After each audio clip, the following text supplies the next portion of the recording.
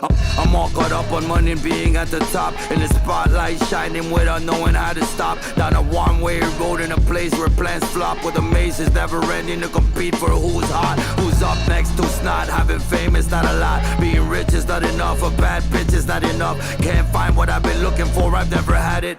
What would be my 3 wishes if I met Aladdin? If art never met me, would you be so tatted? Few will deny it, but they know I got it. There are those that will defy it, but they worry about it. I'm a seasoned veteran, one of the best at it. Don't pretend true love will never ask you to depend. Fuck them. Yes. This is DJ Nasty Natch alongside DJ Corona with a big guest. Of course, man, how can you not know him? Juancho da Inkpusha. Welcome, Juancho. Welcome. How you guys doing, brother? Welcome to, thank you for coming to the spot here at Yes Electric. You know, we've been, as you know, we've been tattooing. I turned to tattooing. I think I started out in, I was 33, bro. It was a late start, you know, with all my shit with art, right? But, you know, I always did it private, but I moved into this room, joining this team here. And it's always the whole thing of being around other talent too, you know, but I appreciate you guys, coming here, man. You know, there's a lot of noise we're making out of this room. So I want everybody to, like, you know, open the doors to having access to being able to like I'm here, I'm with this team, you know. Yeah, for sure. Yes Electric Ink Tattoos, you know. So what got you into tattooing? Okay, first of all, we wanna know who Juancho is. Like, how'd you start it? Because I know you're not just a tattooer. Yeah. Man, you're like a very talented person. Man of many talents. That's it, man. I remember, like, my personal thing about him is like Gene Machine. You see his art before, man. Subway that you were in, you see his art. So that just tells you, like, the art, the music, like, lyrically. I don't think there's a rapper in Toronto that could just like go as lyrical as he is. Like, he's big, man. So it's interesting because it's like you asking me who's Juancho. I was gonna ask you guys who I am, you know. Because it's like when I hear it spoken back to me, just the fact that I've been in it, you know, being an artist in Toronto. I would say, how would I lay this out, man? Because it's like we were talking with you before about, like, let's say my nickname, you know, Chespy, like Chespirito, you know. That's what I remember. So it's like that nickname. It's like back in the days, it's like the way we always make fun of, like, you know, Latinos and nicknames, bro. Like, they'll take your biggest insecurity and then that's your fucking nickname, you know, and then you hate the nickname. So if your, like, nickname is like Ace or something too cool, you nicknamed yourself. It doesn't work like that, right? So you gotta get the nickname yourself. So back in those days, when I moved to Toronto to study graphic design back then, I wanted to be in the big city, you know, immigrated from El Salvador. I was 11 back in 1987, immigrating to London, Ontario, right? Where was no Latinos over there. And in that small town, to me, like, we had an aunt in New York City. And I remember us taking the drive out to New York. And I seen it, you know, for the first time. I've seen the graffiti, you know. I'm right here behind. We got the graffiti alley, Toronto's famous graffiti alley back here. So it's like back then, you know, you're not gonna see that in London, Ontario, not in '87, bro. So when I seen the graffiti in New York, which was infested with graffiti, to me, I call it was decorated with graffiti, but to the government, then it was infested, like the subways were covered with this shit. And it was a problem, you know, in those times in New York. But I seen that, you know, and I was like in love, bro. And then I heard rap and I was in love. And I feel like back then I was bumping shit like Special Ed, you know, and like Big Daddy Kane, you know, like Big Daddy Kane is like Big L's favorite rapper, bro. That was my favorite rapper too. So, like, you know, this guy and me were listening to that same rapper, and then Big L is just like one of the monsters that to me are like insane, clean rap, right? But I didn't understand it because it was in English, you know, and then I'm yet to learn English. But I feel it helped with the English because, like, I wanted to know what they were saying, and I remember rewinding it and and like what are they saying? And yeah, probably doing like like if Mobb Deep goes to Japan, like have you noticed that they repeat the lyrics? Yes. Like I'm wondering what are the Japanese? Do they know what they're saying? You know, I think I was doing it like that, bro. I didn't really know what the ebonics was, what the slang that they were trying to do was, but I think that like it taught me the English. So that whole like falling in love with that. Then I seen the graffiti, bro, and then I seen that cultural movement strictly like being in New York. And then later on, I was breakdancing and shit like that. Like I was, luckily we had like Rhapsody out here, and I was just a Latino kid that was like my mom thought I wanted to be black, to be honest with you. Yeah. She thought I wanted to be black, like it's like, cause there's no black in El Salvador, right? Anything urban, and the thing is like, I guess for her, she's like never seen it, right? Like it's not in El Salvador, right? So she's like in New York, she was like a little bit first time seeing, we all know we got black Latinos like out of the 22 flags. I think that there's only 2 flags that don't got that. Is there black Latinos in Bolivia? We have an Afro-Bolivian community. There is. Down in La Paz. It's like away from the city, like very tropical. So that's where they live. They actually have an old Nigerian king and queen. I don't know if they're still alive now. That's crazy, yeah, there was man. an old Nigerian king and queen that they lived there. Yeah, they moved there back then, and they still. That's They interesting. have a family now. For sure, we got like Latinos got that heritage. Mexico, is there in Mexico? There's But it's not like in Dominican, Puerto Rico.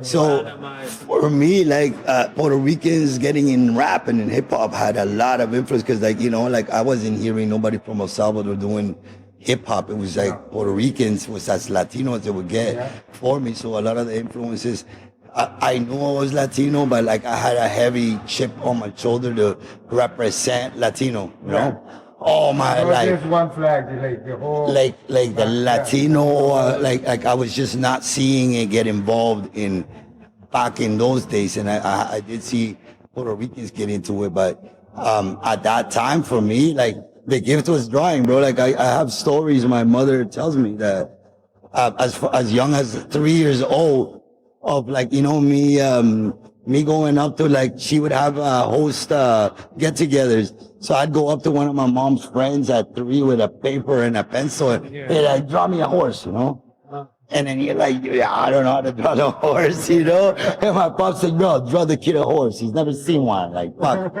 So, he draws the horse and I look at it and I go and trace it. Like from back when I was young, I in hip hop, they have that thing, wannabe. Yeah. Like, bro, I was a wannabe, bro. I wanted to be someone that can draw. And to me, it's not an insult to be like, to want to be something. You know what I mean? Like I have my tattoo here. It says what I want wants me. It's got the want in there twice, like wanting to be.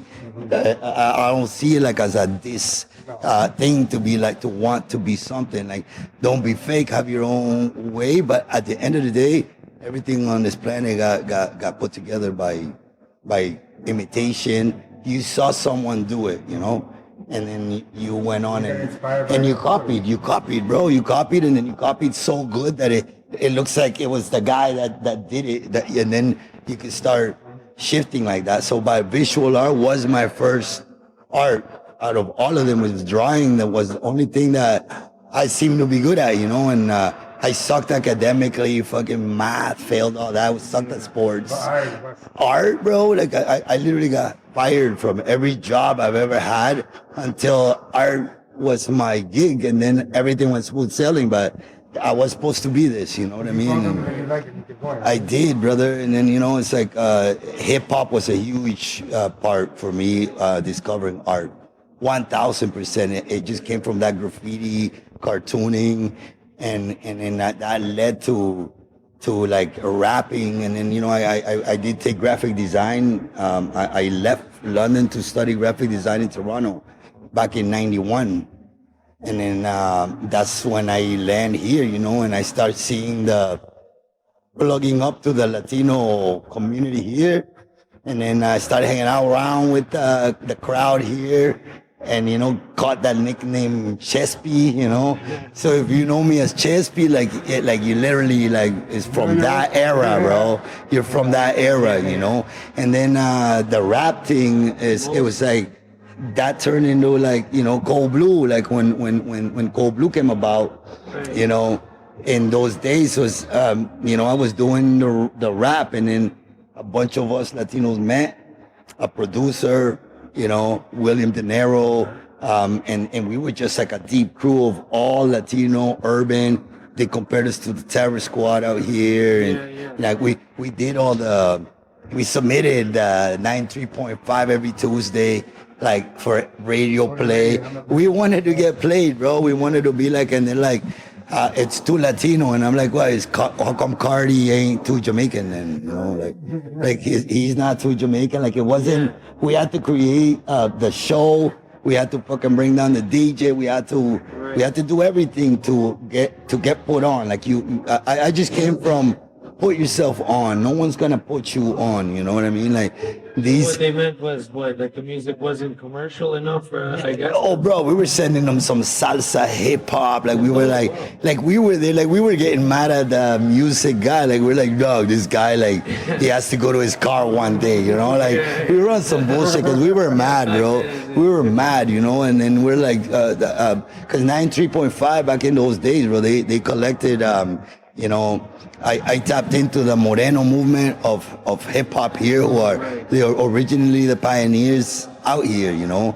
But you know, the culture was always like in the East, you know. The East, Universal Records is in the East, and then there was some Moreno brands out here like doing it, and we joined in with that, you know. Like there was Hustle Man, there was Point Blank, you know. There was all these crews and Empire, like we were booking with all these other hip hop acts doing rap back then, and then there was Cold Blue, and then we were like the Latinos, and we were just like we bring every single friend of mine was coming up on stage with us, you know, and like we were doing that shit, right, and just pulling up at the festivals and just being outside. And out of sight, out of mind, and I really believe that, you know, like I have never really disappeared, bro. I've been outside, I've been out here. When you ask me, like, what do I see? You know, it's like it's an OG. You know, you've been in the game for a long time, bro. And it's one of those persons that you've always been relevant with your art, with your music, with everything. You know, it's amazing, bro. You keep doing your thing. I stepped outside of like the Latino, like I used to go to the fuck, bro. We used to hit up Brisas, we used to hit up Latin Fever, and like chinos, man. Like chinos. Like chinos, like not everybody was hitting up chinos, to tell you that. But you know, like these spots are like, you know, like from us, like Latin Fest, you know, and all these delicate places. Like I hit up after I was at fucking Jaden Finch, bro, and I was like, bro, what are you doing? You know, but it was all good, almost like one with the street, one with the. I have rhymes where I call myself the Che Guevara of the streets, you know, because I am, you know, out there, not in a negative note, you know. Like I think people overall are inspired when they see you do it. You know what I'm saying? You gained your stripes. I did, brother. You earned your respect from everybody, bro, and it shows, you know. Anybody that knows Juan, you know, the Inkpusha, however they know you, bro, because I know you've been multiple, as I say. Sure. But it's all the same guy, you know what I mean? Yeah, brother. Bro. As long as I know you, you're the same guy.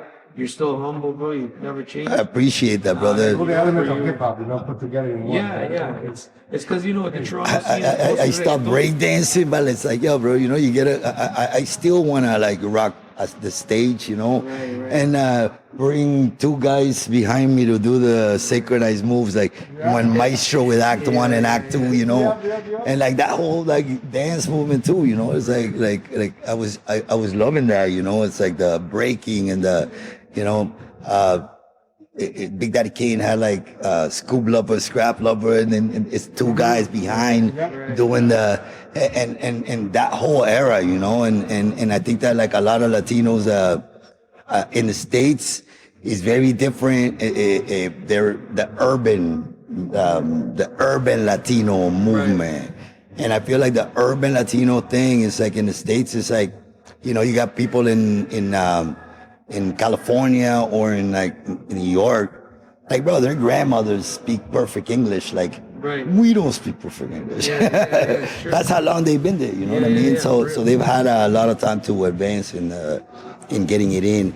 And then by the time that it came to here, to Latinos actually like coming out on that level, it had already turned into what's not my genre really. Like it had become like reggaeton, and it had become I just never seen it. Like I watch a group like Griselda, for example, from Buffalo, and I envy that those guys can do that. Like I'm like, what can't Latinos? What can't we?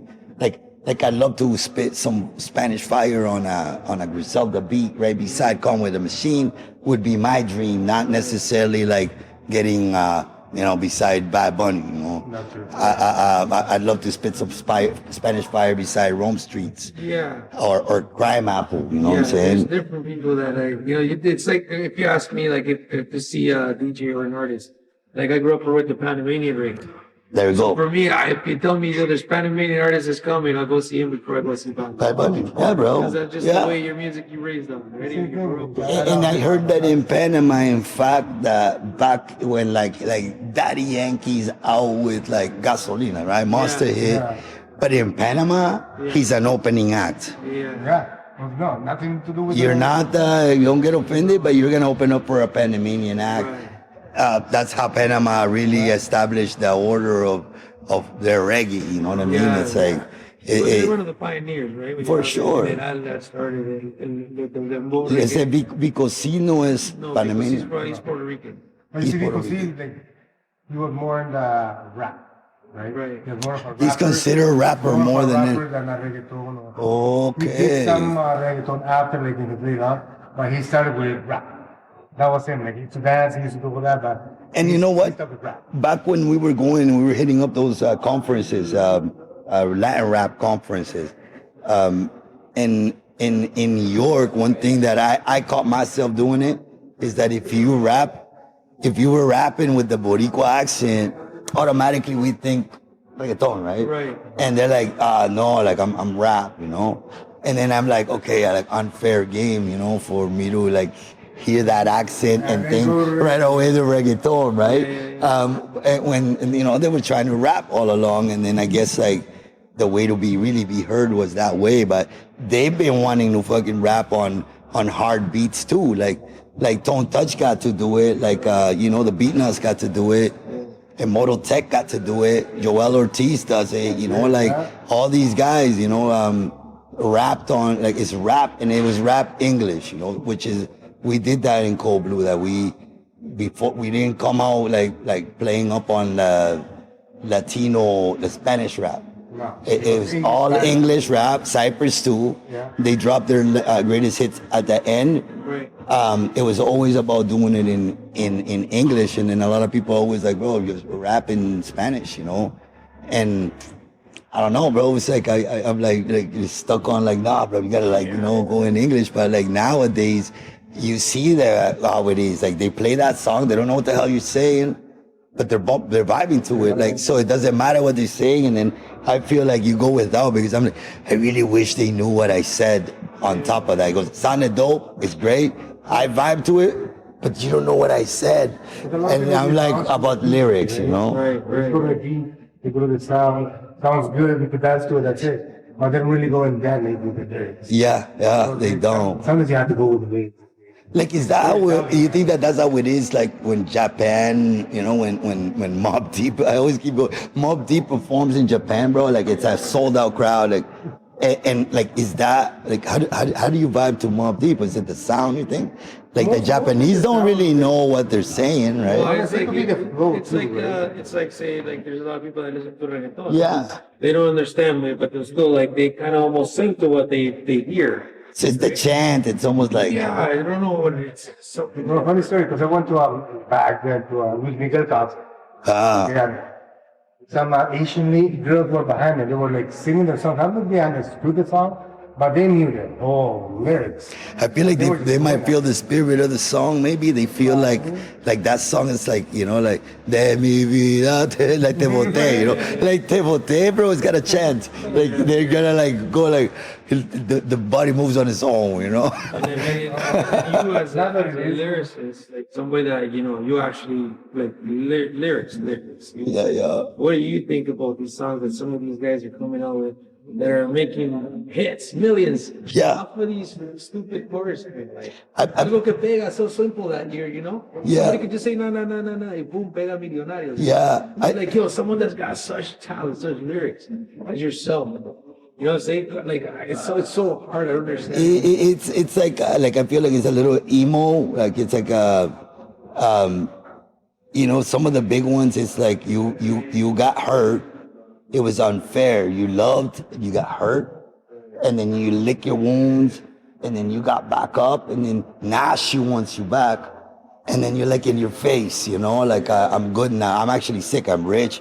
Pick up my car. I've got all the girls on me, and I'm doing good now, and not in love. Te boté, but like, look, I'm in bed with 10 girls, but I feel nothing, It's not vulnerable. It's more like I'm cool guy that got hurt, and then I went back to being cool guy, That doesn't feel nothing. It's usually, or like I started from the bottom, I came up. Like everybody likes a success story of somebody that you weren't supposed to make it, or haters. Like my haters, like you're making them famous, bro. Like it's a boring topic to rap about poor you and everybody that didn't believe in you.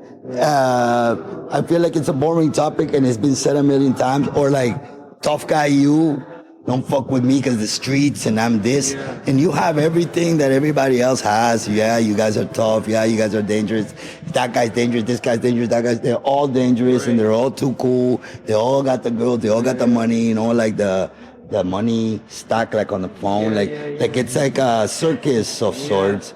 And it's very cloned industry things, that just happen again and again. So I feel like there's a lot of like copying and people don't get enough of it. Like it's like you've already seen 3 guys do that and then 3 new guys come in doing that same shit and you're amused still. Like didn't you have enough of seeing the first 3 guys do that same thing? But like here you go, and then everybody's just regurgitating.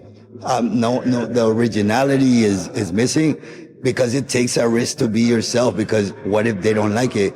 But then now you're making music from the standpoint of what would they like, and I feel like that's not how it works. I feel like it's like you just gotta do you, be you, and everybody at first thinks it's like, yo, that's a weird idea. Like, I always use the Noah and the Ark as a Bible story, one of my favorites. Stories of building and they'll come. Right. Because no one helped Noah. Like they laugh at you, right? They're like, this guy says it's gonna flood, and then it's like, bro, there's gonna be a flood. That's the vision. It's an idea. And then you go and like, no one helps out. And they're like, this guy's still building the boat. They're like, what a fool. Like they laugh at you, but they leave you alone.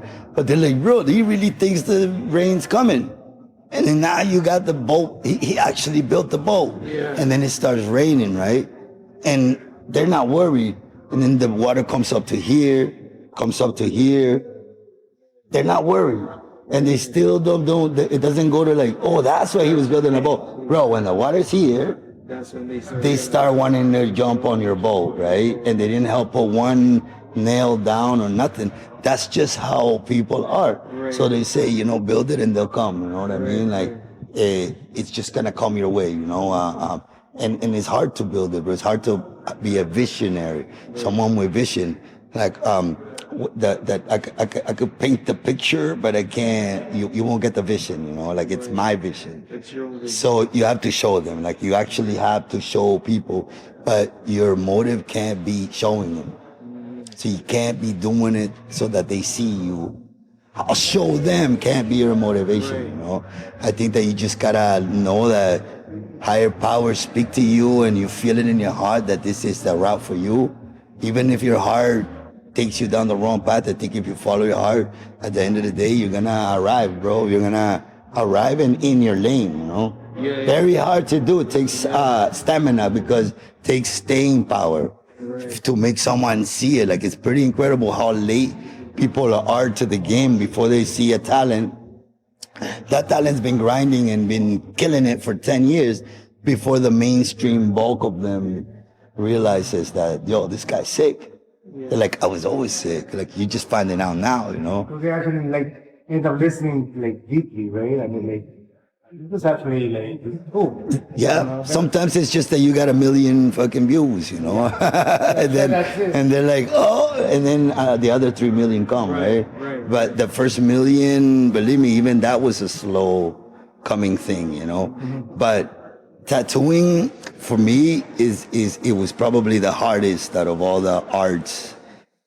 What an insecure path, having no mentors and having to figure it out on your own, you know? Very insecure path, because like I want to be good at it, and I'm good at drawing, but I'm not good at that, you know. I don't know skin, and I don't know I've never drawn like that, you know. So it's like I know I can draw, but not with this and not on that and not yet. So it's like I know if you give me a piece of paper, I could draw way better than I'm drawing on skin on day one. But you have to have the balls you have to dare, right? To suck at something new, man. Was it hard to that day one? Pencil to Oh, bro, it's the hardest transition. It's the hardest for one, the visibility, and for two, because I overestimated like my design abilities were already on a level. So then I'm like, yeah, I'm designing this super detailed stuff that when I put down the stencil, and I'm like, oh shit, bro, now you gotta draw that. So I started like that, and it was like why did I shoot myself in the foot like that? Because I was designing like I did an Aztec calendar, bro, on an arm. And then back then, it's like I wiped it and the thing almost came out, and I can't freehand an Aztec calendar, so I couldn't even wipe. I couldn't see nothing. The visibility was a really difficult thing. Hard. To this day, I've mastered a lot. Different tools, different inks. The needle game alone can step your game up. The machines. You know, I like supporting the underdog machines. I don't like the famous brands. Like I like to get a hold of an underdog brand that tries harder than the main brand, but it's cheaper, performs just the same, you know? So I believe in like, you know, mom pop shops, like best food. Yeah, it's not gonna be the big fancy. It's not like Yorkville, whatever. But the food, bro, I'm going for the food, and it's a smaller business, right? So I like to support those businesses and things like that. Same with products, but with the tattooing, it's there's no ceiling, man. Like you always just get. I'm a fan at the end of the day, you know, like. I'm inking with some monsters out here too, you know. I thought I was gonna feel insecure to see it, you know, but there's some guy, there's like one of my favorite guys in this shop here, Brazilian, and he's just like, I'm blown away every single time. And on top of that, he's a humble guy, you know, and then we'll connect, draw together. Like, bro, just being around a person like that, you get better. You're gonna get better. Motivation from other people, from other artists. Yeah, man. Just other people, just artists. For sure, bro. Industry as you. And a lot of the artists here do need the motivation too. I feel like, you know, down the road right now, I'm a little bit stage fright. I was telling people, you know, like to jump on a stage and perform and rap. Like I still rap, I still record, I wish I rapped like this when I was in Cold Blue, to be real with you. Like I go off. A lot of people compare me to Immortal Tech because I say shit. I say things. I have the there's a guy in Montreal he calls me Thunder Voice. Yeah. The it's deep like voice, storytelling. Like you're right. Just very crazy, unique. Interesting. You say storytelling was the thing of the East. Like I think the East are the storytelling monsters. Yeah. Like Body in the Trunk. You know, like. A million stories. Like Biggie had a few gems with the killer storytelling, you know. A lot of them, Sticky Fingers, bro, like incredible storytelling, you know. Like, but I always do listen to the conscious rap. Like even a group like Psycho Realm from out in the West, they're political, they're social as well. They sprinkle that in the lyrics and rap from Latin America. I noticed what I like about it is that the gangster rap, like the guys that are are active on the streets, they're very social with their lyrical content. It's just here that the thug street rap is flamboyant. It's negative. It's like I'll kill you, I'll shoot you. You know, is the topic. And kids are done like kids, because they're young and they're just shooting each other. Bro. I've been seeing that on like a lot of these they do it backwards. But I mean, Before you see there's a street and make it from the street. Yeah. And now like they're making it and they go back to the street. Like, it's weird, man. Yeah. Kids killing each other, shooting each other. In Toronto, I remember like even talking about that. I remember that one summer that, you know, that kid, somebody that ran that car, the van On Young Street. on Young. Yeah. And then I've never heard about things like that going on in Toronto. But that summer that guy did that, then we heard about some guys gunning down a guy right here. Right. That the rapper cat went down over there. Then on the Danforth, another guy pulled up, and then it began. Right. And then it started that summer. I remember clearly. And then ever since then, we've been just fucking nonstop here. Like, and Toronto now becomes a place that this happens. People get shot out here now. It wasn't really a clearing guns. yeah, Those little side bets that they have, man. You have to watch it. yeah. Go to those kids, first thing you go for a side bet. And I mean, you've been around long enough to see the evolution of how this is, because back in our day, it was fist fights. You know? Yeah. All somebody had was un machete. Sí. You know, a little knife here and there. El que tenía la pistola, bro, you know, that guy was like, you know, it's rare. Yeah. Back then. Like, it was around, but it was rare. It wasn't like Yeah. it is now. No. You know, like a 15-year-old, 14-year-old, you'll pull it out and just, boom, you know what I mean? Yeah. It's a system, I guess. And I feel like it's like there's like a leadership. I feel like, you know, there's a lot of guys out there whose older brothers are doing hard time, who had that infamy on the street. Yeah, yeah. And then that guy's little brother is just taking that and going, and they don't have, those guys are way, and the new mentorship, like whoever the leaders are now that are older, they benefit from the young guys sacrificing themselves. So they are, if they are directing them, they're directing them towards self-destroy, because those guys could get out earlier, and like they're just in an evil way using the youth towards that. And then there's youth that are like, fuck you old guys, and how it used to be back then. Like, they ain't trying to get preached at. They ain't trying to be like, they're like, shit, I don't look up to you, bro. Like, you fucking old motherfucker. You know, like, And that's how it happens now, though, because like, even back in the day, you know, back in the day, we used to be different stories, bro. Anybody, you know, it is what it is. But like, after you have kids and stuff like that, you kind of have to see it a different way. Like, yo, I'm not trying to get locked up for some stupid. So you gotta double think about what you're gonna be doing. So I remember too, it was like a couple years back, after I disappeared for a while, I had my daughters, whatever, you know, stop that life. For sure. You gotta do your changes. And I was at Downsview. At the Lupe Tony Reyes. Bro, Yeah. and you know, you got these little like In the beer garden? the beer garden. You know, the bunch of kids that are just, I think they heard the name, you know, they want to say everyone. Yeah. The guy came up, I was just waiting to go to the bathroom, like, you know? Like, oh, you from where? Because he see my tattoos and stuff. I'm like, oh, listen, like, I'm not even trying to get into anything. I'm just trying to go to the bathroom. No, MS, blah, blah, blah, you know? Bro, just get out of here with that, you know? No, for There's sure. where I see the actual change, because kid was young, bro. Yeah.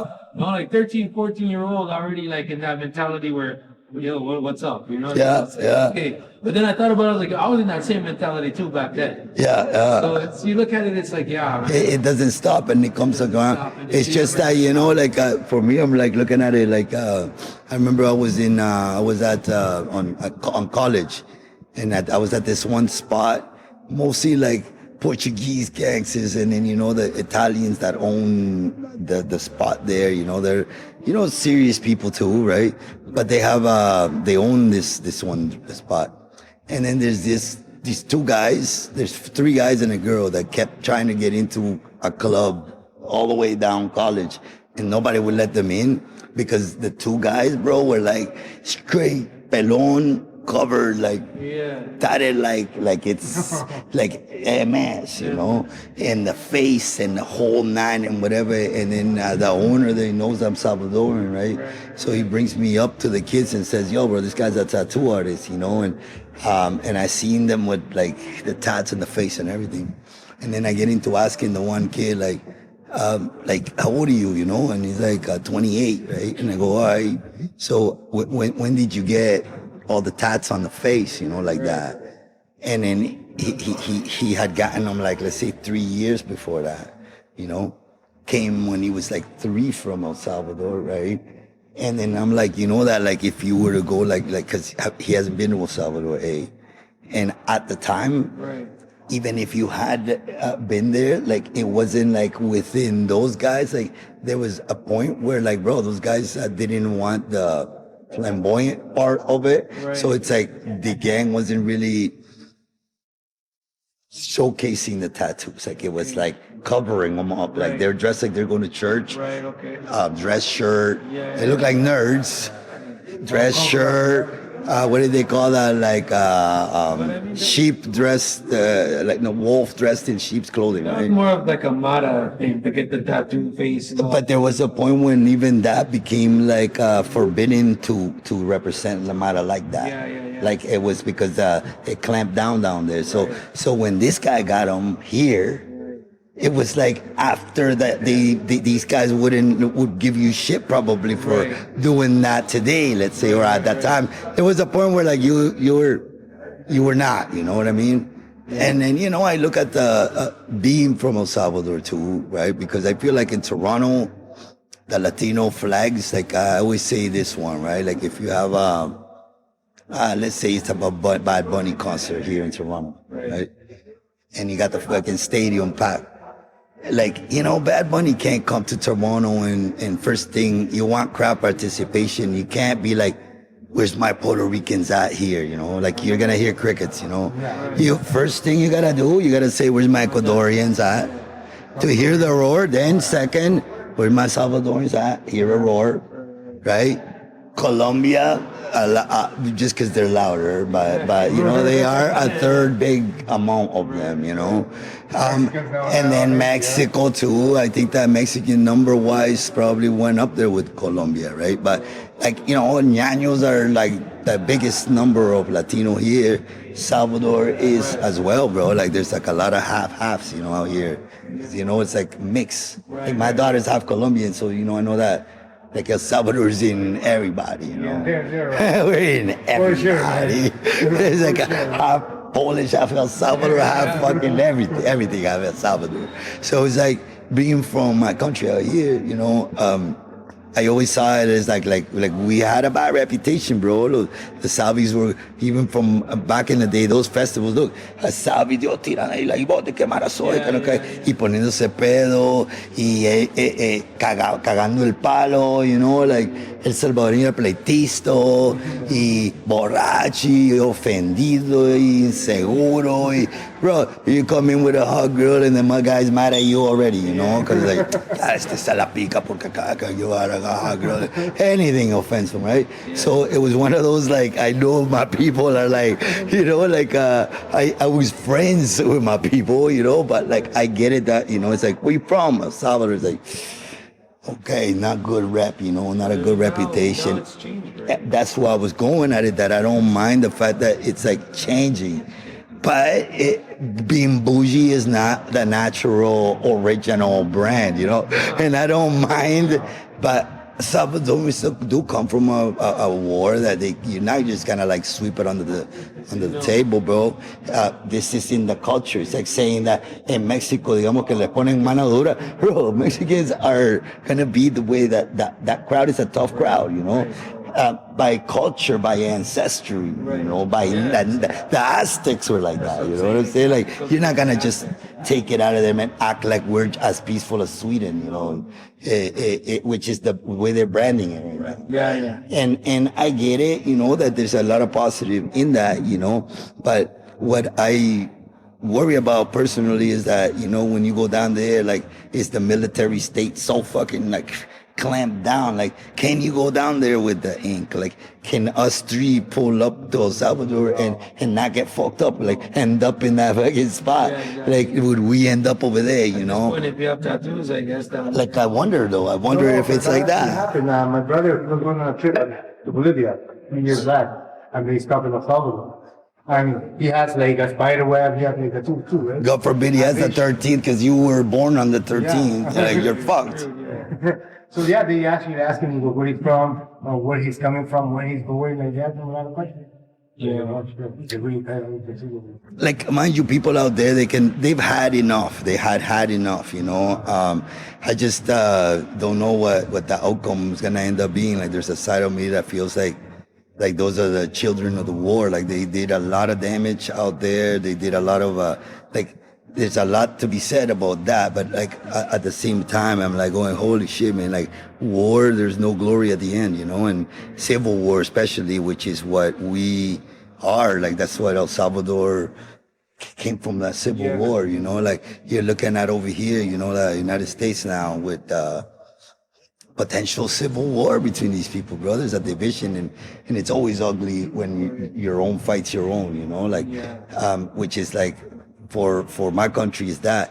And I'm yet to go down there, you know, like, there's a track that we just did with Loco Guanaco. I noticed you guys interviewed him. We shout outs to fucking Loco Guanaco. That guy's the guy. That guy is like, él dice que yo soy el presidente, pero él es el vicepresidente. Entonces, si yo soy, él es el vice, el loco. Ese cabrón como cae bien, preciosa persona, calidad de gente. Entonces me metió, siempre me ha buscado que esté en una canción con él. Y entonces se va a meter a Vancouver, y no cómo se consigue una de que el Kimo, que es una de las firmas de That's the Rascals, homie. They were in there with the Circle, with Cardi, with the Toronto's hip hop. They were in there. So Kimo's Chileno, you know, and then it's like this guy. I remember his beats were sick and all that, and then he got him to make him that a cumbia. And I'm like, Kimo did a cumbia? Like, I gotta hear this, you know, I gotta hear this. And he sends me that, and he sent me the beat, bro. I heard it, and the lyrics came out. Like, it just came. Like, I did it, right? So then he's like, bro, like, you know, like, get it ready, because we're going to El Salvador with this. And I'm like, bro, like, do I gotta change my lyrics or certain things in there that I'm scared you go to El Salvador, they even think that out. Yeah, bro. So I wonder, like, if, like, in El Salvador, can we do what the Dominican and Colombian musicians do, and really talk openly about the street content? I don't think so. Like, I think that they want really squeaky clean talent. Like, there's nobody that's gonna come out of El Salvador rapping about something of street content. Like, I don't think it's really allowed. Now, at least, I don't think it's gonna happen. No. But that's like what the Mexicans are trying to stop corridos. Sí. Right? Porque entretiene mucho lo de. Mucho de los narcos, like the violence, all that. So, even Peso Pluma estaban ahí diciendo que le iban a quitar el passport, his United States passport. Really? Depends, because of his lyrics too. Like, there's a lot of stuff like that they're cutting down on, right? And I mean, El Salvador has been a country that's been violence for how many years, you know? And the way that it is now, it doesn't need help from the artists entertaining more of this in the young people, you know what I mean? Y en México es hasta peor, porque allá había un blogger que andaba ahí siempre poniendo. Yeah, el pirata, yeah. Cerró la highway, así como este top 5 de Yeah. Cerró la, bro, he got stick footage of the whole staff. Right. Yeah. Like, he shot the whole thing, like, he just stopped in the middle of the highway on rush hour.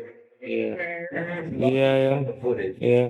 And then he got a ticket for that, but this guy did that. But he did it. Like, that's, Yeah. And they dealt with it. is he the one that like threatened one of the narcos, or? Yeah. Yeah, that's the one, right? Well, Like there's been a chubby lot of guy. that, like, recently, like, there's been, And then they found him like all like messed up. Yeah. well, yeah, there's been a lot of it now recently, right? Even there was, Put those guys in check. It's like, no, yeah. maybe you got them. Yeah.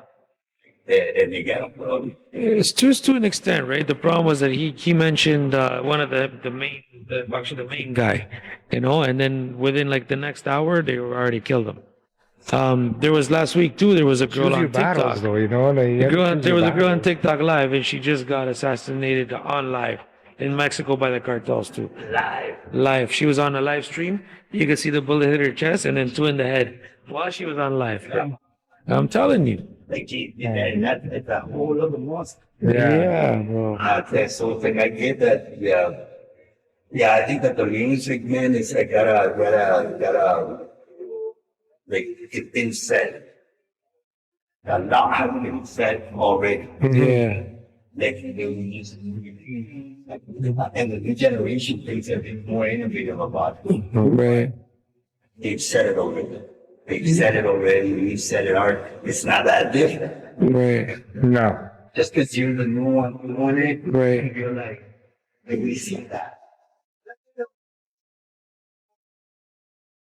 Generation. Right. I mean, so many. I have a 50-year-old apprentice.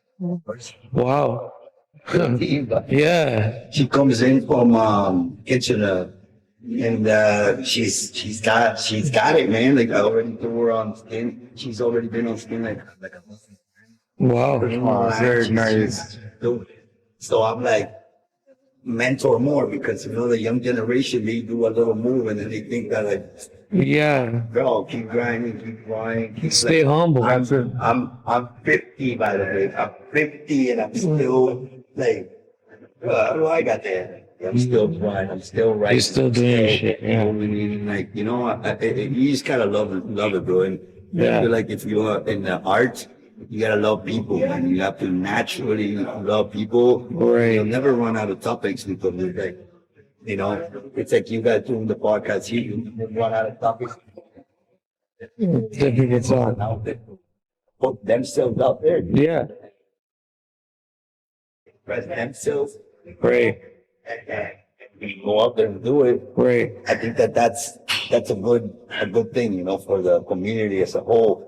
But a lot of people are still saying, like, like, can you just keep rapping Latino? Or can you like we still need the rap? We Yeah. still need to get there. Yeah. We still need to be noticed by what, Drake? That's what I'm saying. Does he need to notice us? No. Like, he's in the Dominican, in Miami, they Yeah. got the numbers, So it's like, are we noticeable to big brands here? But that's why. What does it take for the Latin industry here in Toronto?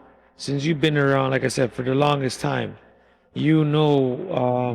what does it take for a Toronto artist to blow out? Because there hasn't been really a Toronto artist to go internationally no, it hasn't. out of Toronto. There's so much talent here. Yeah, bro. That's why it's crazy to me. I actually honestly think it takes like us getting out of the being the one Latino that does it, and going into like a more unified and collective of us that make them pay attention to us here. And you gotta stop trying to be like, you gotta stop trying to be the Canadian version of something American. Right.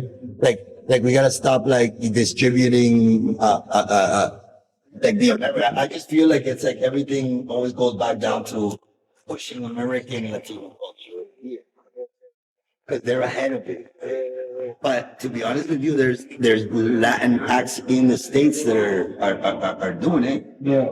But they haven't blown up either at that level. So it's like, I feel like, what's the matter with them? Like how No, that's come, true. That's true. they haven't done it either. Right. To really get a Latino that's like, like Bad Bunny is. But I mean, there's got to be some kind of like I don't know, Like a happy medium. No, not even just a happy meal. There's got to be some kind of industry or something that just, bro, For Toronto. for Toronto. For Toronto. And I just think that I think that the Latin and the urban has to connect, bro. They have to join a little closer. And outside of Latino, I think that it's got to network with the urban side of things that are a little bit more, have more outlets than we do. Right. To push it out. But I think that those outlets are in place and they're interested in helping us, like, Right. you know, be seen, you know, Right. coming out of Toronto, but you gotta come out of Toronto. Like some of the acts that I've been noticing that are Latino coming out of here, like makes sense that it's like, yeah, that's how it would go down, you know. First ones you're gonna start seeing trying to do it Right. are gonna be Ecuadorians because that's who there is more of here. Yeah. So they are. Yeah. They are, and then you have your Colombians that are like really stepping to it. Right. But it's mostly, the tricolor flags that are doing it. And then there's like, you know, like there's a guy that I actually see him doing it, and I'm gonna shout him out. It's Bunlo. Like, they could fuck with how he's doing it, you know. Like Right. I like how he raps with the morenos, you know. He Right. crosses it over. That's it. Yeah. He does. And then he does it on his own bank too, so it's not like he gets on those stages and he does it like I see the crossover. He also has a studio. He has artists passing through there that makes it available to record as well. Right. And to even access some second engineers, you know, that Right. The the resources engineer is there. very important, right? So I wouldn't mind even like, you know, hearing more of the Latino producers and studios and engineering that are helping artists Yeah. put themselves out there at a polished level. You got like Jesse Reyes, for example, like, you know, Colombiana.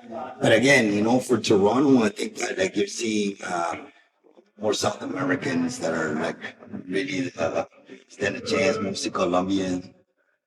Are most of the ones who do Right. music up. Like doing the like mix, the English and Spanish. With the flood of Mexicans that came here, right? Guanaco actually got me to be a judge at this like freestyle open mic thing that sick. put me onto.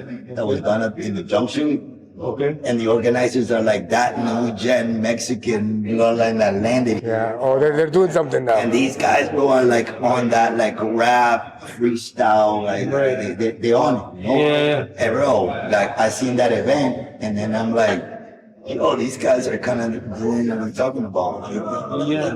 That's really those kind of things that step out of the genres that we're seeing coming out of the States. I don't like that for a long time. I honestly feel that Toronto has been kind of wanna be American, bro. Yeah. Toronto has always wanted to be New York, and like Always. I'm New York, wanna be New York. Yeah. So it's like the States for a long time kind of like looked at Torontonians like Canadian, you know, like Right. mounted police and Niagara Yeah. Falls. Living in an igloo. And then they get here Well, and even then some like even now, when you see some gangsters, like some gangster rap that is from here, and people from the States commented, like, oh, if they see Jaden Finch, they're like, yo, that neighborhood looks soft or whatever. For sure, no, they don't. Compared to like, man. But they don't know. When you come Yeah. down here, you know, that's a different story. Go down there and see how it's Yeah, like. yeah. Because it's grimy down there, right? For sure, bro. It's Like still grand. It's always even been like grand. it's different. Like I was when we went to we were in LA with an artist from down there, and you know that famous the swap meet. It's like a flea market. That they Okay. talk about. Yes. It's in South Central, Yes. and you know down there it's like the blue bandana, bro. Like Sureño. And like grip, no? Yeah, So these guys gave me these shirts that they made out here, and it's like a black shirt, and it says "Hip Hop Ain't Dead." It lives in the north. So all of that, it says "Hip Hop Ain't Dead." Yeah. It lives is in white, and the north was in red. So north in red, norteño, bro. Like that's San Diego, bro. Like it's like he's like right away. He's like, oh. I'm not going anywhere outside of this car with you wearing that shirt. Yeah. Like, Yeah. nah, you know? Yeah. And they have these things in Brentwood. We performed in Long Island, which Long Island, Brentwood is the Salvi area down there in New York.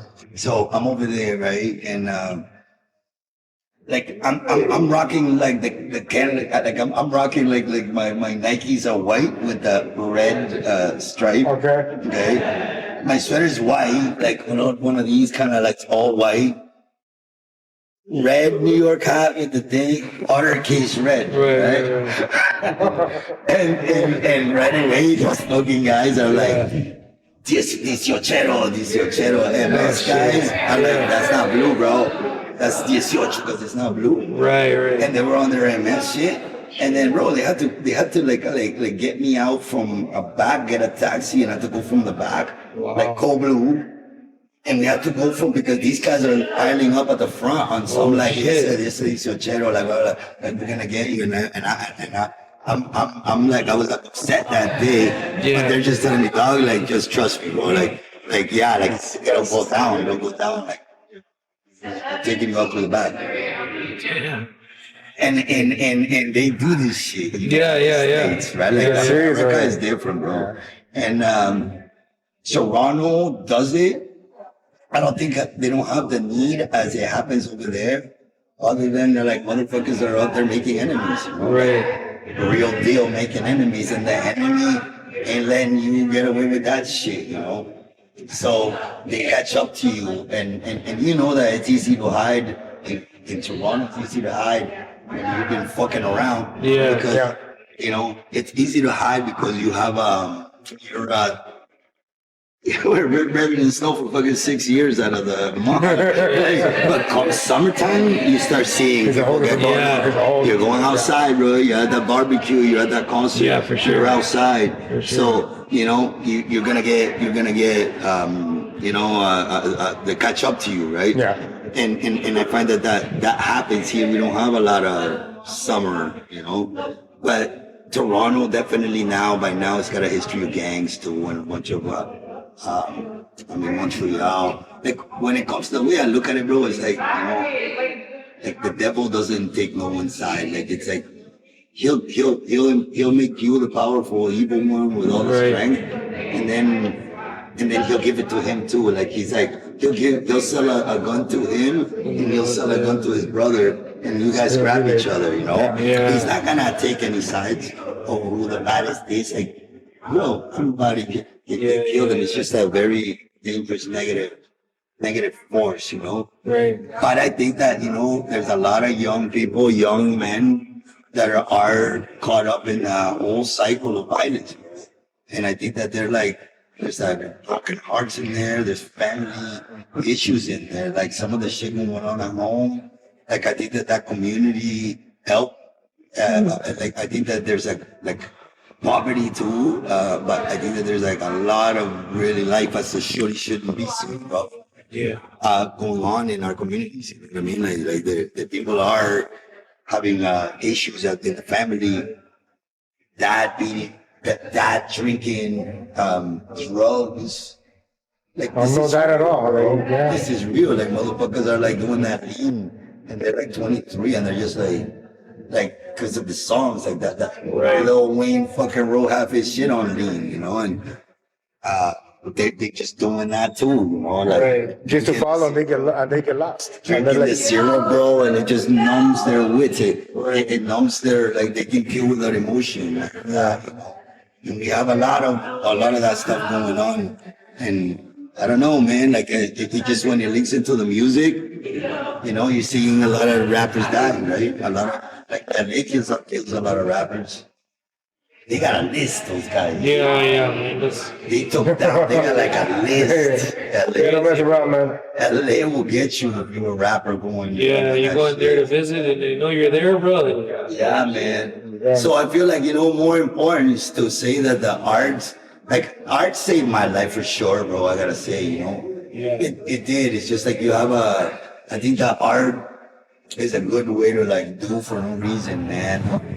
Write for no reason, paint, like, just express yourself, and then don't feel no ways about expressing yourself, you know, like, have an outlet, a creative outlet, you know, like, get home from your square job that you do for money and paint something, make a beat, I don't know, like, I feel like make something, have a little thing you do on the side, and to express the arts, you know, and I don't think that there's enough of a campaigns that go on trying to push the art, especially like in our people, bro. It's like you're just watching the artists do it, but you look at the biography on half of them, you know, and from struggle. It comes from mud. Yeah. Like best soccer player from mud. Yeah. You know, like if you don't have struggle of some sort or effort to get on there, you're not gonna have that spirit in your music. That go-getter, right? Like I think that boxer with that struggle, he hits hard. Yeah. That And he had it all paid off. Yeah. Life was just fucking beautiful all day. Like I don't know, man. Yeah, it gives you that drive, you It know? does, man. Drive. It does. Like being broke and being where nobody pays attention to you, where nobody listens to your shit, where you like have frustration. Yeah, for sure. Of like nobody heard it. You like made the song, you made it a video, and then you're like thinking everybody's gonna nobody listen. You know, it's like come again, you know. And I think that's how I've gotten to the longevity of doing it. Is like my reason is I don't do it for I do it for no reason. It pays the bills. I'm super blessed. Bro. I'm not gonna lie that I'm blessed, but I feel like you know it's more than that. It's also I don't just sell the tattoo or it's an experience. And you're doing something that you love, right? And I love, especially, It's like I would do it anyways, you know, like it doesn't look like a job, no trabajo. You do it like you love it, the love of art, the love of all that. I'll finish doing like working on a sleeve 7 hours, 8 hours, and then finish, and then keep drawing that and go and draw that. Like that's for no reason. That's like a whole page full of like.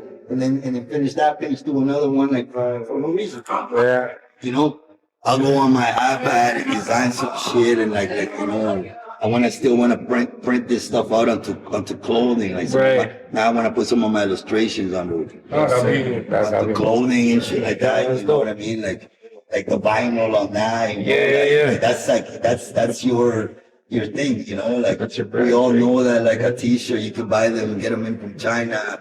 That's not the value. It's like art. Yeah, it's not the shirt. It's just it's the art. It doesn't matter if the shirt is $2. It's the artist that's what's gonna pick it out. And that's my movement. Will be to like anything I create. I'm pushing for people. And that's crazy because that's what selling, right? That brand. That's what they got. They do. They get like the two artists and they actually design a piece for a shirt. So they have all their like shirts as like an artist. Or so Solon is different artists that create that draw. Yeah, because you're gonna see in some of the shirts the bottom is like the name. You send it to Solon and they like your art. They print your shirt and it's on white name. Yeah. You know what I mean? Yeah. So that's what Solon does, man. And you know, like the cartoon for me is like one of the guys that I do the most. Like did the most. Like he airbrushes on the cars. He does murals. He's got the Joker. Designs the shoes. He's got the shoe. Right. He's got like a thing that you put on your lowrider that's like to keep the artwork longer. He has that San Andreas games. Like here, design all the tattoos that you're over there. Yeah. Like what an odd job, you know, to get like as a guy like that. He did the shady logo. And everything is art. Cypress Hill. Right. And everything's art. Everything's art. And we can't do it alone, you know. I feel like it's like he met Stefan, you know, like you just pair up and the stars align when you meet your clan. You know, you meet what you're supposed to align with, right? So sometimes people have ideas and they align with the wrong people and then did it at the wrong time, and then they'll never do the idea again. But the idea was a good idea. It's just that it was either ahead of the time or you weren't in the right place or the people you did it with were the wrong thing. But if you did it again today, might get the result you were looking for. Right. Wow. So I always feel like, you know, I've been one that like I did it already and then that was that. But sometimes if you repeat the same actions of what made you successful back then, today, given who you are today, and after time has passed, you might get the result you were looking for back then. Because now the experience comes in, and now you're more knowledgeable in whatever you're doing, and even that, like again, like you said, that sample was ahead of its time. Yeah, bro. You bring it in, you know, polish it a little bit, boom, hits it. Yeah. That's all it is. You're like, bro, I did that like, 10 years ago. I think that when Dr. Dre finally, like honestly, like, Dr. Dre was it had like reached almost like a block, a creative block, and he was feeling like, and then he went to visit that Lovine guy, the head of Interscope. Yes. And then he went to check him at his house, and then he's like, bro, there's some tapes there that I haven't taken in. Like, yo, listen to some stuff, get inspired. Somebody gave me that, and he pulls up the Eminem tape, bro. That's it. In that box. Yeah. And like that, and he was feeling like low, bro. I'm not being creative these days. He finds it like that. And My Name Is was the first one, but that was for him. That song was like he wrote that like somebody telling me that like, bro, do ven con mi mara today, like, yo. Like, no, I'll never be able to go. That's a classic. Wow. But it's like, sure, that's a stamp at your own. Yeah, dog. It was like we went, and it's that like, beat at the beginning of that beat's crazy, like Jose. Yeah. Oh, like I think it's Los Ángeles Negros. No, ven con mi mara. That beginning. No, that's Jose. Is it Jose? La nave del olvido. No, it starts. You know that shit too. Yeah, man. It goes so in and it's like Crazy. I've been wondering, have you guys seen that DJ that's online? And he shows you the album, and it's all these albums. Is that DJ Spike? He's Mexican. He turns it hip hop right in front of your eyes and put them all deep on it. Yeah, he puts it. Yeah. Everything is oldies. Pure oldies, yeah. And then he just samples that and makes the beat with that. Like right on. Like I would love to create a project like that. Like I want that sound, and I just want to come with a 7-8 track of that sound. Like I love that sound. That would be like like unas 7-8 canciones. Just with that. Pero esa funk is like that instrument. Have you heard that one? It's like it's a guitar. What do they call it? The pedal, bass pedal or something like that. And it looks like a piano. And bro, that's how like that Richie Valens sound, like that. All these like they move it around like this. But when you look at how they work the instrument, what a weird instrument. And that's where they were getting a lot like of that's a blues stuff. Yes. They were using that shit for that. The organs, that organ sound that almost like that's like some old school, like 70s, like Los Ángeles Negros and all that, like Los Iracundos and all that. Like it's crazy, man. Jose, Pimpinela, throw some of that in there. Bro, I could see you like freestyling to something like that. Like, that'd be crazy. I want somebody to produce like a bunch like that, get a variety of those kind of beats, and then go at it. And then just make it that Wild West, like almost like I don't know. It's take it back to that. Take it back to Ángeles Negros, Tigres. That'll be sick. Yeah, dog. And then because people will get back to it like, oh, I know that song. Yeah. Oh, I know that song. They'll be like bopping, And it fusions really well with the rap sound. Yeah. You put the right fucking in. I wouldn't get a Latino to do it. Like, get somebody that wouldn't do it, because if you get a Latino to do it, they know the song. You want someone that Premier to do. You know what? Like, you do something with that. Who would Premier do it? Be like, yo, Primo, here's the song. Go for it. He would fuck it up. You know what I mean? Yeah. If you get the alchemist to do it, Right. Like if you get somebody that doesn't know the song, and they're like, look, do something with this. Yeah. They'll come up with like something different. Something that you wouldn't even think of. I think that the Psycho Realm album had that that vibe, La Conecta had that, because I remember we had like some olds. They actually speed it up because the song is slower. They speed it up. The original? Yeah, it's an original song. What's that from? I don't know. I remember the name, but it's like 70s, 60s, so like old school, like como bolero type of style. Yesterday I posted on my story, because it's on YouTube. If you look at Cold Blue at Cypress Hill, when we opened up for Cypress, right. Was the Heights. That was it's like, bro, Cypress is coming into town, like it's gotta be us, who the fuck else, who you gonna get? Yeah, exactly. Has to be Cold Blue, and we made it happen, bro. It's like at that time, Sen Dog had been in an album, Yes. And then we asked Sen, and then Sen's like, bro, call this guy, and you're on. I just tell him how much you guys want, and then you're on. Just like that. so Because then trying to get a hold of fucking Live Nation, bro. No, that's impossible at that point, yeah. Who do you call it? Like, If you have a live connection, why not? Exactly. so it's like, and then it happened, but like they were in town yesterday, right? And they packed the house. Right. Where was that? I think they were at the Coca-Cola. Or no? I forgot. I don't know. You feel the Coca-Cola one. I think it was at the Coca-Cola Arena. Yeah. That's, yeah. Pretty sure it was there. That was us, and it kind of got me thinking, and I went in, and I'm like, bro, like they're eating tomorrow, but like here's us back then, and Yeah. okay, moved the whole ground. Yeah. We moved them, bro. Like it was like those. No, Cold Blue, man. Real sick.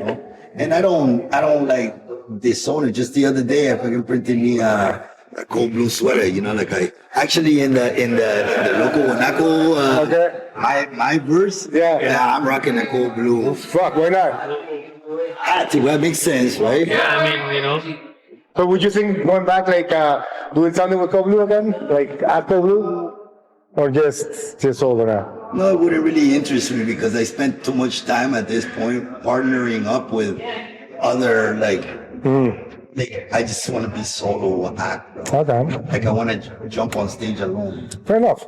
I just want that, man. Like I wanna do it alone. I don't wanna even interested in collaborating too much, like because at the beginning it's like I get collaborating if every artist was like building their audience. Otherwise, bro, it's like you have like a bunch of artists hanging out with a bunch of artists, like going, "Hey, you're sick, bro. Hey, you're sick," and it's just like artists hanging out with artists. Like, bro, go build your fan base. Yeah. And then if I collaborate with you, like we both access each other's number. But these guys are just hanging out with each other, collaborating with each other. Right. I feel like it's like a waste of time. Like I've done that a million times. Yeah, you've been through. You'd rather be making So money. whenever an artist wants to do a song, I'm like, where's this gonna go? Like waste of energy. I prefer doing another one of the only songs that reach my 8 song. Or even just come in here and make some money just drawing or whatever you're doing, right? Yeah. I just because it's like I'm not. I like it if you're young and you're starting, right? But now knowing what I know now. From experience, from having been there, right. I wouldn't waste my time like going like, oh, hey, do a song with this artist and that artist and that artist and that artist. Like, in fact, like I feel like your first project shouldn't really collaborate with too many people. Like you can tell when somebody, even if you got the money to feature somebody, you can tell that you're trying to get the audience by, they're going to be like, oh, this guy did a song with that guy. Yes. Right. And that's what's going to get you on. And people nowadays. It's not that organic. It's not. They know you're forcing that and they know the marketing. Well, because that. now you can buy followers, you can buy views. It's not like back in the day when there was no internet. You actually had your followers. You had your Code 2 following. You had your this person, that person. They all had their own following, right? Where now it's like, okay, I spend $20-$30 and I got 1 million followers, right? So it's the not illusion organic. that so you know that it's not gonna. And a lot of people barter saying that like, well, you gotta see like if you do that for me, like my followers are gonna see me and blah blah. Right. Like I'll tell you one thing: some artists have it, some don't. Like I know some people that have like they have the top numbers like that, and then they put me up and say, hey, Juancho did my ink. Right. Nothing much happens because that person's followers follow that person. Right. But they don't really give a fuck about who they follow or what they do. Right. And there are other artists who actually have huge influence over their numbers. Right. Like there's a guy from Virginia, Mr. Pelon. And Mr. Pelon is like one of the first Salvador rap guys that was rapping out there, and he's like a little bit of a snob, he's a little bit of he's like a pioneer guy, right? Yeah. But this guy, bro, he would always put me on, like he threw me on a track with Crooked Stilo from LA back in the day. And he would just like be like, bro, he loved how I rap, and he was always opening doors for me, going like, because he's like, bro, like I don't share. And sick networker, he opens up. He's on those stages, bro, with the flag, and he raps, right?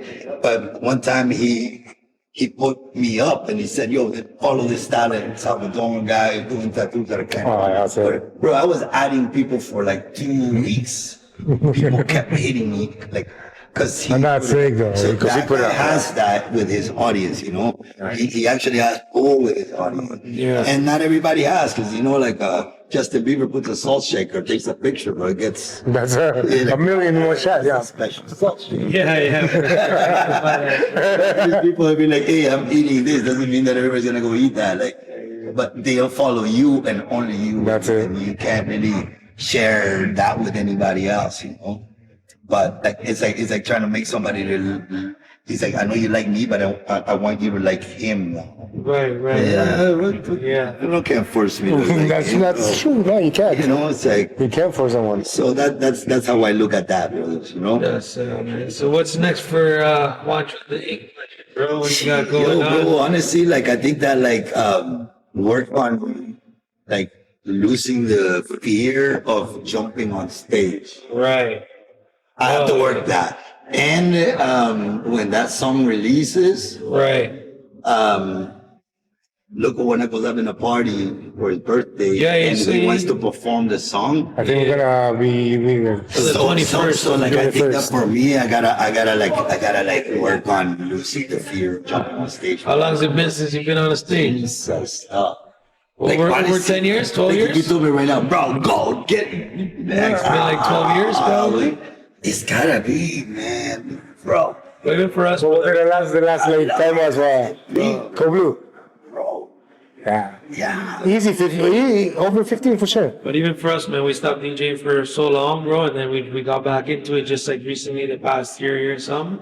Even just going into it again, bro, like being in Because front of it's kind of like you're performing. yeah, it's nerve-wracking, right? You're just Because like, shit, you know, we're still gonna if you mess up suck, something. you're about to find out. That Yeah, like if you lost your That's it. and you know that you don't suck, Right. but then you're like, I haven't done it in a while. So the whole fear is the fear of sucking. I know I don't suck, but on stage, like, I don't know. But I think but you know what I think it rehearsed is? Maybe like Yeah. It's just overthinking, bro. I think that overthinking. we're the biggest, enemies to ourselves, right? That's it. Because we destroy ourselves, bro. Like overthinking, like I can't do it, and when you do it, like I wasn't that bad, you know what I mean? Even if you're good, and you're probably better than imagine being in the ground. Yeah, because that's what kills us, bro. It's just the overthinking. it's like something that you haven't even seen yet. It's imagine. It's imagine, right? You're already like, That's what they picture everybody in their underwear. until you're on stage and you're Yeah. like, yo, this is different. That's exactly. Bro, it's like us. We came back and like I said, we got jumped into like the land festivals, like Burlington Land Festival. I got coming back. It's like casi nada. So I'm saying, coming back from like a 12-year absence, and you Yeah. come back and it's like, okay, yo, you're like, you're gonna be in front of all these people. It's not just like a couple people. It's you're in the festival. Yeah, man. You're in charge of the festival, playing music for the artists and this and that. Yeah. But the pressure was crazy. So me and this guy are like, yo, let's just go. Sonido 416, we unite, we go there, we make it happen. That's it. We made it happen, but again, if you don't try it or if you don't do it, You have never know to. the outcome. Because the outcome was never what we thought. The whole way there, I was like, yo, what if this goes? We thought. Oh man, you should have seen him, bro. He was like We thought about overthinking. Crazy. You guys like super like. Yo, bro. And the whole thing, but you guys wanted to like do amazing. Like Oh, it's yeah. like we have to kill it. And that's what the don't fear have that comes in, because it's already in your head that It's yo, out of integrity. I have to be. I want to be perfect. I want to do this. I want to do that. But at the end of the day, it's just like, bro, you go there, you just flow with it, and then look, it pasa, whatever. It's meant to happen. It's meant to happen. You know. And I know it's like an interview with me, but how did you two end up like Bro, hooking like up? Because I think it's a good. I know You guys have a good look. I'm not gonna lie. we know each other for a while, You guys dude. have a good yo. together. Being national it each looks other, like bro. it's supposed to be together. Been national each other for like 20 years, bro, probably going back. You know, even back when those days with the those days we were, and I was DJing. You know, all that. You were DJing together. We were- back he was- then? we DJ together a few times. Clubs in the same clubs, yes, but never as a sound crew. Never. And then recently, when we came back, we're like, yo, let's just do a sound crew, because most of the parties that we're at, I'm like, yo, national, let's go, you know, we do it together. And it's more like, yo, let's just do a sound crew. You know what I mean? That's what it became. Are you allowed to play some hip hop in your sets or? Yeah. Bro, I'm more into hip hop. Yeah. Like that's me. So like me, like I'm urban, bro. I'm like hip hop. I know reggaeton was my shit back then. Yeah. Because that's what's coming out, right? Reggaeton's still my shit. Yeah. But like I'm more of a hip hop head, man. Like, Yeah. I got myself turntables. I'm starting to scratch a little more, so I'm like into that. You know what I mean? And then when you come in, like With what? With the music? in terms of like how you guys tag team, like Oh, just like I said, we've always kept contact, right? Yeah, Like man. I mean, like I said, we left the game for a while. You know, I had my daughters, my kids, whatever, bro. We had to just put a stop to that. Now they're older, you know, you're able to put more focus on because yourself. you're at the party, it's a party, you know, and it's like the excitement and food and crowd. Right. It's like energetic. But no, it's more of a calm now. You know, I'm not even caring about being a resident DJ or going to be a DJ at a club or at a something. club every weekend. Bro. Yeah. We're over that. You know, before it was a party. Yeah, you're single, you're drinking, tomando, whatever. Sí. You know, it's a vibe. Sí. But now it's like, yo, now it's like I don't know. We're right? Friday, Saturday, Now Sunday. you though. pack it up and you like, But now, That's it, we're done. listen, it's like, yo, like I gotta get up at 9 in the morning to take my kids to yeah, somewhere. You know, and the It's a festivals, you different might need story. to be back there the next day too. Because So it was. The festival was 3 days in a row, There you right? go. So you're there from like early till like 9 or 11, 12, whatever time it closes. Pack up, Yeah. go home, and just to do it again the next day. You know what I mean? Oh, but la comida está rico. But that's the best thing about the festivals. La comida, oh yeah. What are we gonna eat today? Yes, Plenty, yeah. bro. Plenty. But that's and I the- remember yes. Nash was actually like he's seated. Our DJ, our resident Yeah, DJ, yeah. remember? Yes. Spanish Harlem Nights. Yeah. Spanish That Harlem was Nights. one of the first reggaeton club out there. It's like, bro, urban meets Latin, bro. But you know, we were bumping some fucking like, you know, you'd hear like, en el año 1600. Yeah. Yeah, that's what big. In mixed with the hip hop. Right. Like, they were tripping out because we're, you know, Right. you're seeing that now the urban set. Like I remember at Times Square. One of the big ones is like, and everybody bugged out, you know, so it's a salsa club, so it's like a Latin merengue también, Right. so it's like a Latino club, but you know, the English segment was like you hear the helicopter, Oh yeah. like I'm like, I can't believe now that like the Spanish club had a little segment of English that was that music, you know, Yeah. and now that music has been replaced with the urban Latino music, which is still Latino music, which is like, you know, Yeah. J Balvin and all that, you know. But And it's out there, man. It's out there. Like people are listening to Yeah. everywhere you go, and there's always like you said, J Balvin, I like J Bad Bunny. Balvin and like, I like the Colombian take on their shit too. But I mean, in the clubs now, you won't hear too much. You know, they, No, they no. play a little bit, and then they get It's upset that's because old guy it shit. causes trouble, right? The hip hop always, you know, they se emociona, they accept I think there's problems. a way to do it. There's some like. There is. You could be able to put like a little flavor on a hip hop beat with a Latin or something. You know, you could do something because now they have like stems on your DJ equipment, so you could just leave voices. So you Yeah, put take the- voice and then drop yeah. a hip hop beat. Yeah. You know, there's a lot of shit you could do differently now with the. I'd be happy if I heard in the club, you know, like Yeah. on the reggaeton. That's it, right? No, but it's 50. Right. like sprinkle a little something. Well, that's what DJ Casanova was doing at the beginning. Well, that's why even like the event that Guanaco's having on the 21st, Yeah. he wants to do more of the hip hop theme. So from what I've seen, the artists that are going to be coming out for that is he's been contacting more of the hip hop flow. You know what I mean? Okay, sick, man. The Moreno's out, bro. Yeah, yeah, I so- look at I get the hip hop is a bit like I'll go. I call it the Morenos are the hip hop Right. to me. Yeah, You yeah. know, period. Like, That's it. the We're the original. pioneers. Yeah, And it's original. you have to collide. You have to make it happen. The Morenos bring them out, and like when you look at in the Bronx back then, like Jimmy's Cafe, That's it. Method Man trying to learn salsa from Angie Martinez. Like that. I know that. That's it. And Yeah. I don't think that communion has happened yet here, you know, where like, you know, Not yet. like not yet. It Not hasn't yet. happened. Not yet. And back when we was doing the Spanish Harlem Night, Yes. like you remember Vida Guerra came to her. Yes. Right. Yeah. Oh yeah. Like Lil Oh, yeah. pulling That's over, it. Like we were bringing that out, you know. Yeah. Because it was like us who were like Latino promoters and the club owners were the Morenos. They were the guys that they were Debonair Entertainment that were doing all the all white parties for Puff Daddy, which is like, you know, no Diddy. Yeah, no Diddy, but yeah. No Diddy, yeah, straight up. Back then, those all white parties, I can tell you I never went to none of the after parties in Toronto. Just leave it like that. No. But you know, it's that's for me what would be next is just to open up to breaking the ice of being able to stand by, because bro, I'm still jumping in the booth, I'm performing, I'm writing, I got a bunch of shit to record, and then I'm just trying to get a hold of a proper